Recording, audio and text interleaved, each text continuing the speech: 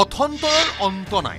কৰবাত বিধ্বস্ত পথ, কৰবাত আকৌ পোকৰ বাবে গাড়ী চালকৰ হাহাকাৰ। হাজাৰ হাজাৰ পোকে চানি ধৰিছে উইণ্ডস্ক্ৰীন।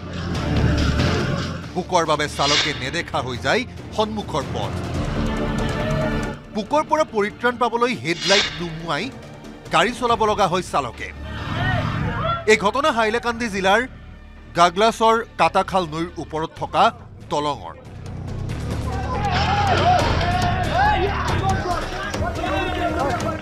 নিশা হলেই নৈৰ পৰা দলঙৰ ওপৰলৈ উঠি আহে জাকে জাকে পোক। ডিচেম্বৰ মাহত প্ৰতি বছৰে পোকৰ বাবে হাহাকাৰ লাগে কাটাখাল নৈৰ এই দলঙত। এমাহ ধৰি পোকৰ বাবে জিয়াটো ভুগিব লগা হয় ৰাইজে। ব্রিজের সময় গাড়ি আপ ডাউন করে লাইট দেখার পরে তারা বেশি আরো আকর্ষণ করে। তো ব্রিজের নিচে দিয়ে কোনো লাইটের ব্যবস্থা হইলে খুব বেশি ভালো হইল না। হ্যালোজেন বাল্ব 2-3টা যদি কোনো ব্যবস্থা করা যায় তো খুব বেশি সুবিধা হইলেন, ভালো হইল না। আজকে সন্ধ্যাতে গিয়া এখন অবধি আমরা যতজন আসন পাবলিক বা পুলিশ আসন সবে মানুষের চিল্লাই দিরা, কেউ শুনের কেউ বুঝের না, শুনছে না, ইয়া ফুড়ি যায়। এনিশাতে দলঙৰ ওপৰত মৰা পোকৰ 1.5 ইঞ্চিৰ তৰপ পৰিষ্কাৰ কৰোঁতে জুলুকে পানী খাব লগা হৈছে হাইলাকান্দি প্ৰশাসনে। তৎসত্ত্বেও পোকৰ পৰা পৰিত্ৰাণ দিয়াৰ কোনো উপায় উলিয়াব পৰা নাই প্ৰশাসনে।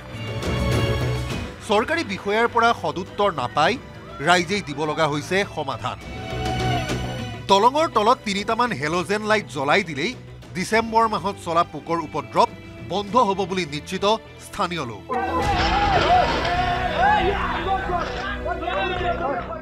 বহুত অসুবিধার মানে উপরে দিয়ে অসুবিধা, 100%-এর উপরে দিয়ে অসুবিধা। এর কোনো মানে সীমা নাই। গাড়ি অ্যাক্সিডেন্ট হয় মানে ওর নেই কিতা 8-10টা 15-20টা মিনিমাম সন্ধ্যা থেকে উই আসছে। কিন্তু প্ৰশ্ন হয়, ৰাস্তা এটা সুচল কৰি ৰাখিব নোৱাৰা বিভাগ এটাই কাটাখাল নৈৰ দলঙৰ তলত জ্বলাব পাৰিবনে 3টা হেলোজেন লাইট? হাইলাকান্দিৰ পৰা ৰাহুল চক্ৰৱৰ্তীৰ report, news 18 Assam north east.